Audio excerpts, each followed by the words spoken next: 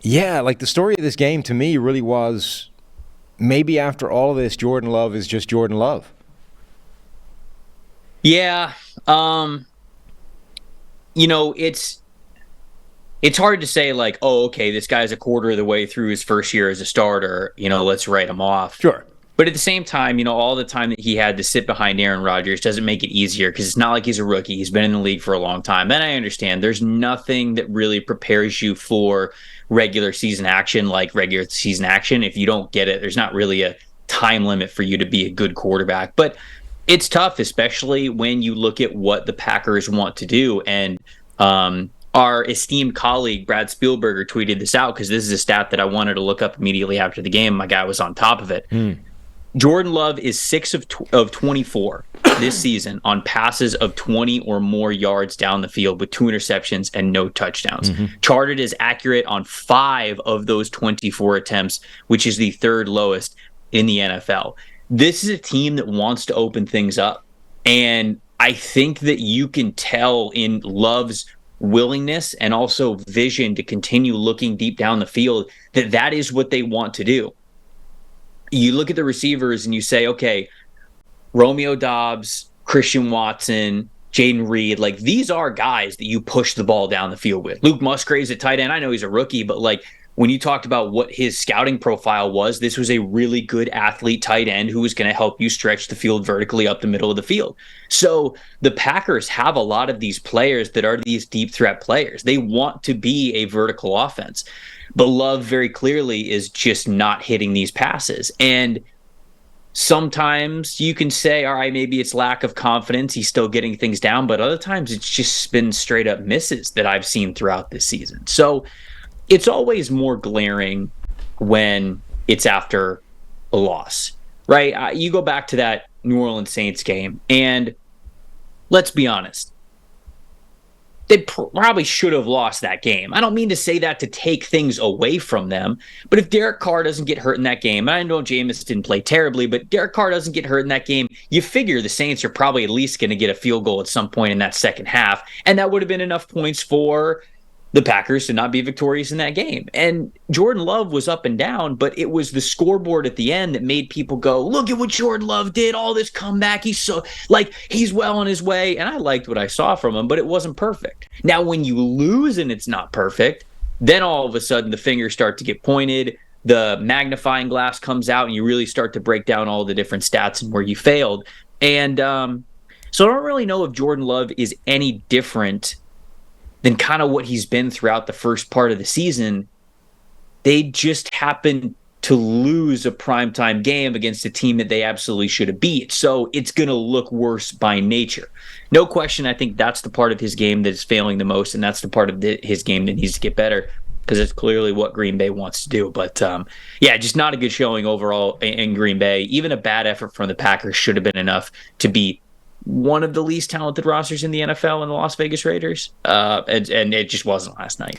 Yeah, I feel like, I'm kind of with the opening and with the first question or first discussion, I'm sort of heaping it all on Jordan Love. It's not all his fault. Like he clearly has some flaws to his game and has always had them in terms of, he's not the most efficient quarterback in the world, probably never will be. He's vaguely inaccurate relative to other guys. You saw that a bunch of times yesterday.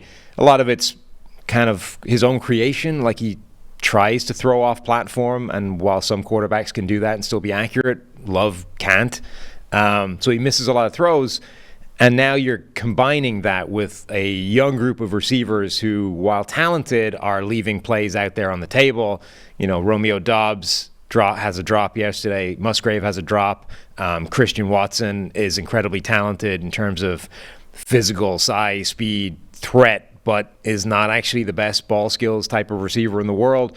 So you're pairing a reasonably inaccurate quarterback that's going to leave some plays on the table with receivers that are leaving plays on the table, and now a banged-up offensive line is kind of killing some plays stone dead, so those ones are off the table, and now you're just sort of slicing, piece by piece by piece, layers of efficiency out of this offense.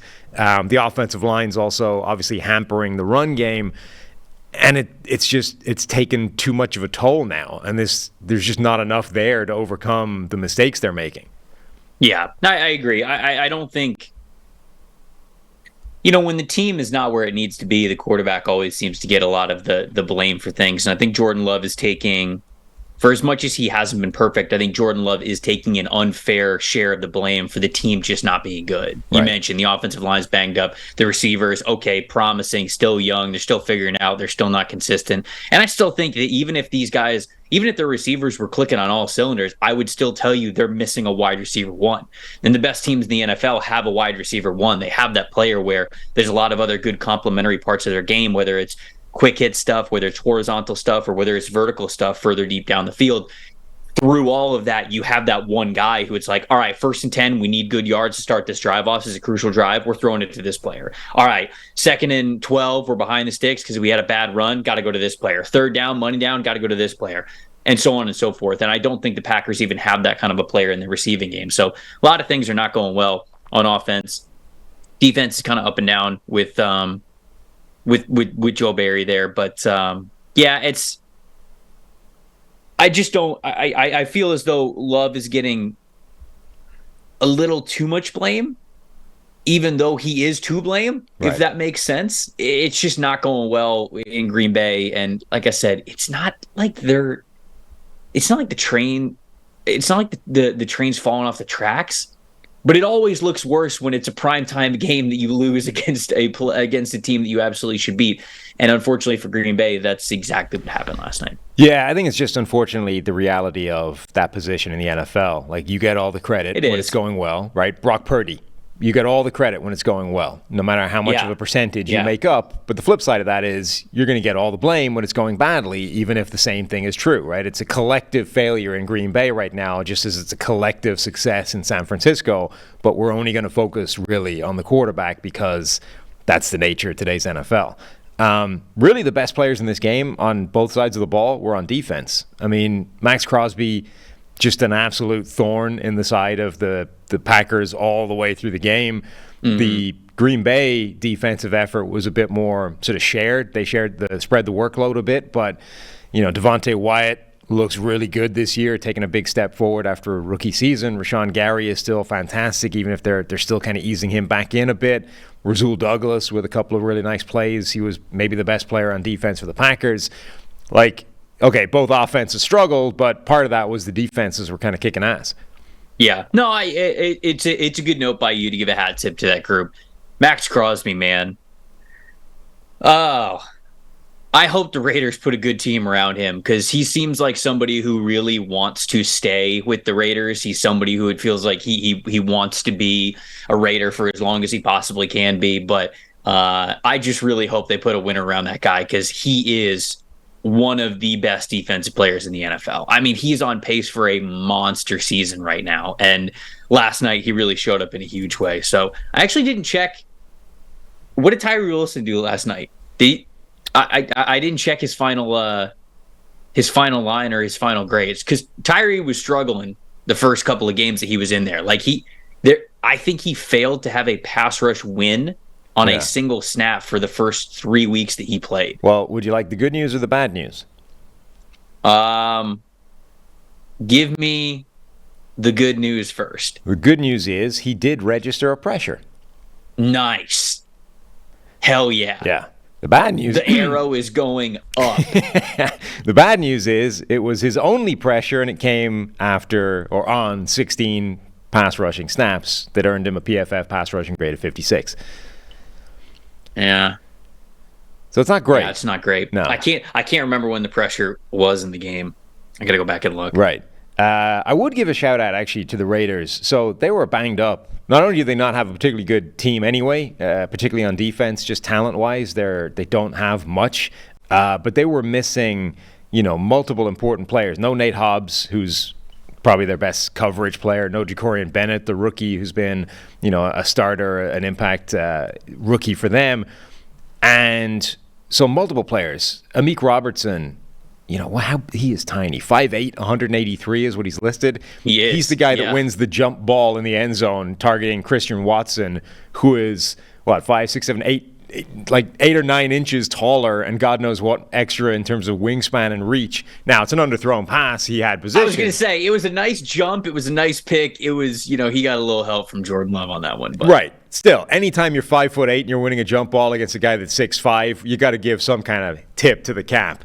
True. And then the other guy to mention is Tyler Hall, who was played 30 snaps, is the corner that got the kind of extra playing time because of all the injuries. A 2020 undrafted free agent out of Wyoming who has now played 255 snaps in his career, most of them coming last season, then this 30.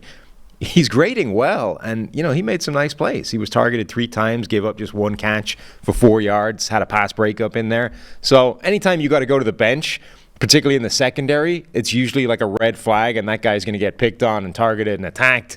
I mean, Tyler Hall held up well. Good for him.